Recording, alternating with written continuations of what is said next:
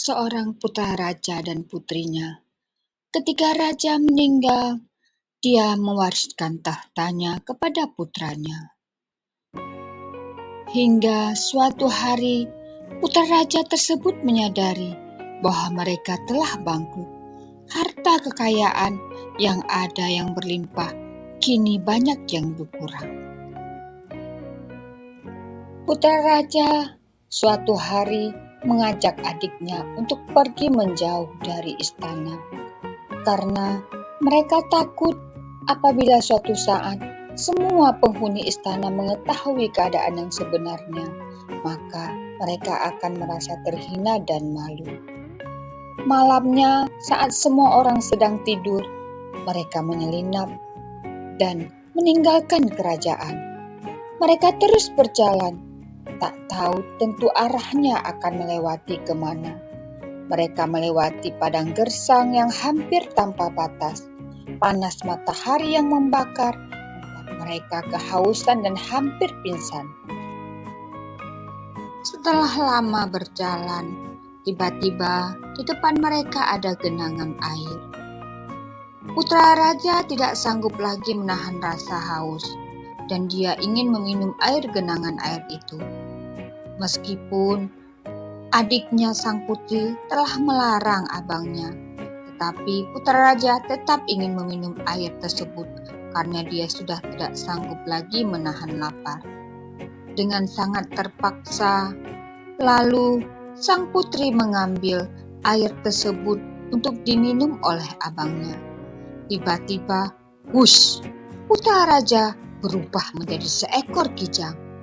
Putri menangis nasib saudaranya, namun dia tak bisa berbuat apa-apa. Dia tak tahu bagaimana caranya mengembalikan wujud kakaknya yang sudah berubah menjadi seekor kijang. Suatu pagi, seperti biasa, Putri duduk di atas ranting pohon di pinggir mata air. Sementara putra raja pergi berburu. Kebetulan seorang pekerja dari kerajaan yang menguasai wilayah tersebut memberi minum kuda-kuda raja. Kuda-kuda itu memang terbiasa minum di mata air karena airnya yang sangat jernih. Namun, pagi itu kuda-kuda tersebut melihat bayangan putri yang terpantul di permukaan air dan membuat kuda-kuda itu ketakutan. Pekerja istana mengira air yang diambilnya untuk memberi minum kuda-kuda itu kotor, sehingga kuda-kuda itu menolak untuk meminumnya. Dia segera mengganti air di wadah dengan yang baru, tetapi tetap saja kuda-kuda itu menolak untuk meminumnya. Pekerja itu segera melaporkan kejadian itu kepada raja. Setelah mendapat laporan dari pekerja tersebut, raja menyuruh kembali untuk memeriksa di sekitar mata air. Mungkin ada sesuatu yang membuat kuda-kuda itu takut. Pekerja itu pun kembali ke mata air. Setelah memeriksa dengan teliti, dia melihat bayangan seorang gadis yang sedang bertengger di ranting pohon terpantul di permukaan mata air. Dengan terkejut, ia bergegas melaporkannya kepada raja. Raja tentu saja penasaran. Raja segera pergi ke mata air untuk melihat sendiri gadis tersebut. Raja terpesona saat melihat kecantikan putri tersebut. Raja terus saja merayu sang putri agar mau turun dari atas pohon tersebut. Namun, putri tidak akan pernah turun karena ia sudah berjanji kepada abangnya. Raja semakin kesal dengan tingkah putri. Lama-lama, raja pun marah dan menyuruh pengawalnya untuk merobohkan pohon tersebut. Para pengawal menghunus pedangnya masing-masing dan mulai menembang cabang pohonnya. Namun ketika pekerjaan mereka hampir selesai, sore pun tiba. Mereka memutuskan untuk melanjutkan pekerjaannya di esok hari. Ketika para pengawal pergi, putra raja yang telah berubah menjadi seekor kijang datang dan heran melihat keadaan pohon yang menjadi gundul. Ia bertanya kepada adiknya apa yang telah terjadi. Putri pun menjelaskan bahwa ada seorang raja yang menyuruhnya untuk turun dari atas pohon tersebut dan dia menolaknya. Abangnya berpesan kepada adiknya bahwa apa yang telah dilakukan adalah hal yang baik. Apapun yang terjadi, jangan pernah turun dari atas pohon. Kemudian, raja kecil itu pun menjelati pohon itu. Ajaibnya, pohon yang kehilangan banyak cabang kembali tumbuh cabangnya lebih banyak dari semula. Keesokan harinya, para pengawal terkejut melihat pohon yang tumbuh lebih lebat dari sebelumnya.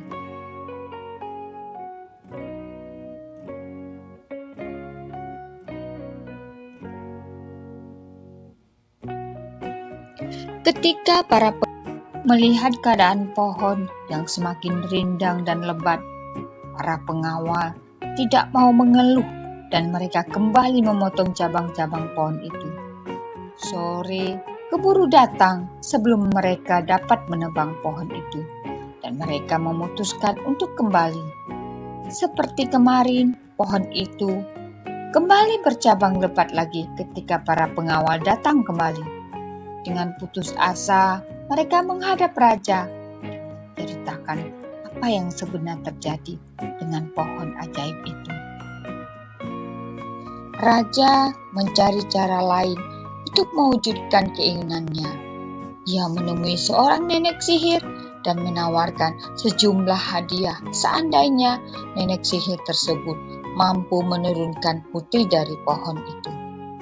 Nenek sihir mulai melakukan aksinya. Dia datang ke mata air dan membawa sebuah katel dengan berpura-pura buta. Dia sengaja mengambil air dan membuat katel tersebut di bawahnya terbalik. Tentunya air yang dibawanya tumpah semua. Namun hal itu tidak menggoyahkan putri untuk bisa turun dari atas pohon. Esok harinya nenek sihir itu datang lagi. Ia berjongkok di bawah pohon, menyalakan api dan seolah-olah hendak memasak makanan. Namun bukannya makanan yang dia masukkan ke dalam penggorengan, melainkan abu dan batu. Hal itu juga tidak membuat putri bisa turun dari atas pohon. Pada hari ketiga, nenek sihir kembali datang. Kali ini ia membawa seekor kambing untuk disembelih. Kemudian dia sengaja menyembelih kambing itu dengan mata pisau yang terbalik. Putri menyaksikan peristiwa itu, kali ini benar-benar merasa kasihan. Tanpa berpikir panjang, ia segera turun dari pohon untuk menolong sang nenek. Raja yang sejak tadi bersembunyi di semak-semak menangkapnya dan membawa putri ke istana. Raja begitu mengagumi kecantikan putri sehingga ia ingin menikahinya. Namun dengan tegas putri menolak sebelum raja memenuhi persyaratannya. Putri ingin abangnya kembali menjadi sebagai manusia biasa dan putri ingin agar abangnya tetap tinggal bersama raja di istana. Singkat cerita, para pengawal menemukan putra raja yang masih berwujud sebagai kijang dan mereka membawanya ke istana. Sejak saat itu, putri menikah dengan raja dan putra raja tetap tinggal bersama mereka. Demikianlah kisah cerita putra dan putri raja. Sejak mereka pergi meninggalkan istana dan raja pun berubah menjadi seekor kijang, tapi mereka tetap setia. Dan putri selalu ingat pesan abangnya untuk tidak pernah turun dari atas pohon. Pesan moral yang bisa disampaikan pada cerita ini adalah tetap taat dan ingat pesan adalah hal yang baik karena hal itu dapat menjaga diri kita dari bahaya. dan kesetiaan kepada saudara kita. Kemanapun kita pergi, kita harus tetap bersama. Demikianlah kisah cerita ini. Sampai jumpa pada cerita-cerita berikutnya.